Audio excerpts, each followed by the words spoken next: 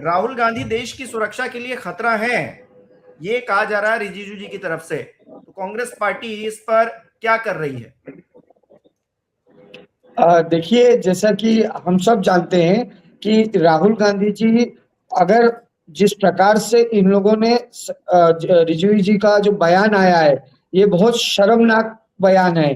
क्योंकि राहुल गांधी जी देश के नेता प्रतिपक्ष हैं, उनकी एक अहम जिम्मेदारी है।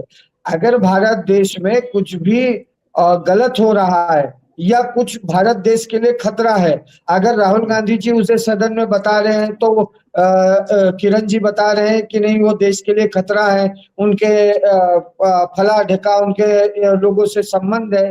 तो अगर राहुल गांधी जी पे इस प्रकार से टिप्पणी करेंगे और फिर वो चाहेंगे कि नहीं राहुल गांधी जी सदन में बोले ही ना, यार ये किरण जी जो खुद बीफ खाने वाले व्यक्ति हैं और ये सनातनी के पार्टी में क्या कर रहे हैं? फिर इनको तो सनातनी पार्टी में रहना ही नहीं चाहिए।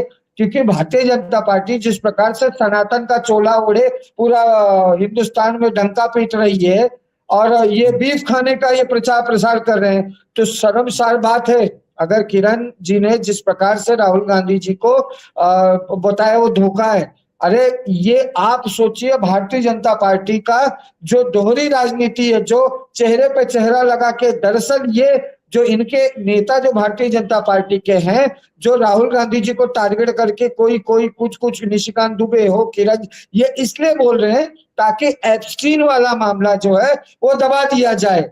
एप्स्टीन का जो विषय है इतना सेंसिटिव मामला है, कई लोग उसमें लिप्त हैं। अपना जैसे मैं देख रहा था कि जो लड़कियां एप्स्टीन में थी उन्होंने कितनी तो मेल की है मेसी को। जिस समय पुरी जी वहां पे जाते थे, 30 मेल पुरी जी ने एप्स्टीन के जो ये जो सारी बातें हो रही है उसमें इनका इन्वॉल्वमेंट रहा है।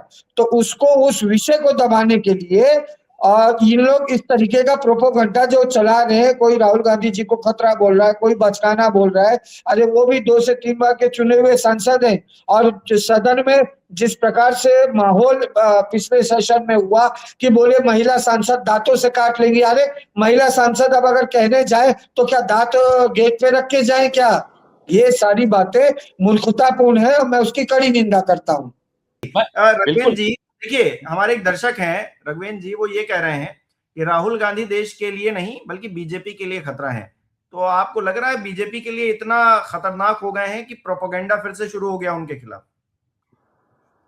मैं जो कहना चाहूंगा, मैं आपको इसके पहले भी मैंने बताया है कि राहुल गांधी से पूरे भारतीय जनता पार्टी के जितने भी सांसद हैं वो हमेशा भयभीत रहते हैं। आज मुझे आप बताइए, सदन में इतने बल्क मेजोरिटी में है, उसके बावजूद भी पता नहीं क्यों डरे डरे सेमे सेमे आओ बाव बकना, उल्टा सीधे बातें करना। अरे जो व्यक्ति, अच्छा राहुल गांधी जी का आप शुरुआत से देख लीजिए, कोविड के समय से लेके आज तक जब जब उन्हें लगा उन्होंने अपनी बातें बताई। अब ये अगर कह रहे हैं कि राहुल गांधी जी इनसे मिल रहे हैं, वो देश के बाहर जाके बदनामी, अरे आप लोग देश में रहकर क्या कर रहे हैं?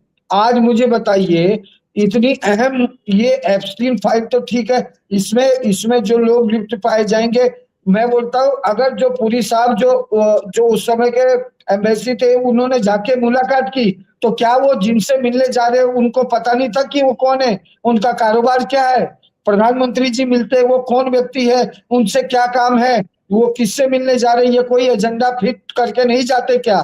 दूसरी अहम बात, बुक के विषय को लेके इनका सबका यही एजेंडा है कि राहुल गांधी जी को किसी तरीके से सदन से बाहर कर दिया जाए, ताकि वो ये बोलते हैं बुक कहां से लाए, प्रकाशित क्यों नहीं हुई। अरे जो लिखा है कम से कम आप धैर्य रख के सुनिए तो सही कि कैसा गैर जिम्मेदार प्रधानमंत्री देश को मिला है।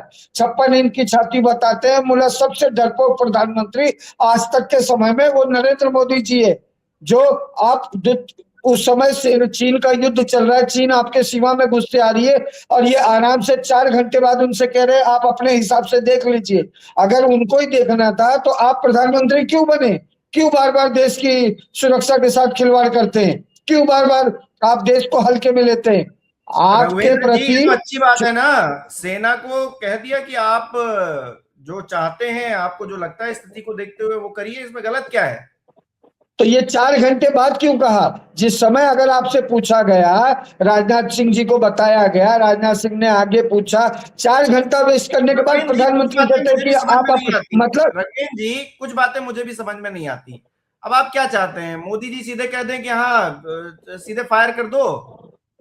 मोदी जी ये ना कहें, मगर मतलब राहुल गांधी वहां बैठे होते उस चेयर पे तो कह देते हाँ जाइए आप सीधे चढ़ाई कर दीजिए। मतलब ये क्या बात है? एक देश का मौजूदा प्रधानमंत्री, मैं ये नहीं बोल रहा हूं कि वो कह दें कि ऐसा कर दो वैसा कर दो, किंतु जिस समय वो प्रधानमंत्री थे और ये चीजें हो रही थी तो तत्काल प्रभाव से उन्होंने अपना डिसीजन क्यों नहीं किया? मेरा ये कहने का मकसद है, जो 5 घंटे 4 घंटे खराब किए वो क्यों खराब किया गया? उसके बाद आप उस सेना प्रमुख पे डाल दिए कि आप देख लो आपके हिसाब से, मतलब अच्छा हुआ तो तुम्हारे माथे, बुरा हुआ तो तुम, ये गैर जिम्मेदार काम है कि नहीं, ये मुझे बताइए। रघुवेंद्र जी जो हुआ सो हुआ, उस किताब में जो लिखा था वो सबको पता चल गया, सबने किताब ढूंढ ढूंढ कर पढ़ भी ली जिसको पढ़नी चाहिए थी, और उसका जो पॉइंट आउट करना चाहिए था आपने मीडिया के सामने कर भी दिया। लेकिन सदन नहीं चल पाया, किसी और मुद्दे को आप उठाएंगे ही नहीं, कोई और मुद्दा आपके लिए मायने ही नहीं रखेगा, आप सिर्फ एक किताब लेकर आए हैं और किताब ही पढ़ेंगे। अगर किताब नहीं पढ़ी जाएगी संसद के अंदर तो कुछ नहीं पढ़ा जाएगा। क्यों भाई? देखिए, जैसा कि इसके पहले अगर सेशन में देखेंगे कि जो हाउस के प्रेसिडेंट है ओम बिरला जी, उनका नेता प्रतिपक्ष के प्रति रवैया क्या रहा है? कोई विषय को लेके यदि वो कहना चाहेंगे उनका माइक बंद कर दिया जाएगा, कोई चीज को बोलने लगे इनके साथ साथ हल्ला मचाने लगते हैं। अच्छा ठीक है, अगर राहुल गांधी जी कुछ कह रहे थे, आखिर मैं बैठे वहां के प्रधानमंत्री, उनमें सुनने में क्या दिक्कत है? आप नेता प्रतिपक्ष को सुनने की धैर्यता और क्षमता तो होनी चाहिए, और खुद सदन में ना आना।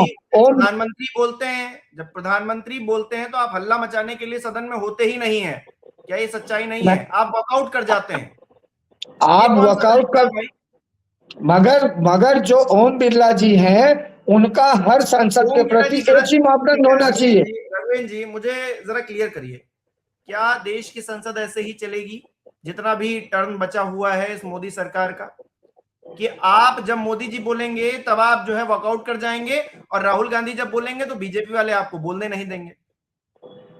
नहीं, तो ये जो सत्ता पक्ष के जो लोग हैं, जो इस समय सदन में पूरी मेजोरिटी के साथ हैं, वो अगर हमारे नेता प्रतिपक्ष राहुल गांधी जी अगर कुछ कहते हैं तो उनको सुनने में क्या समस्या है?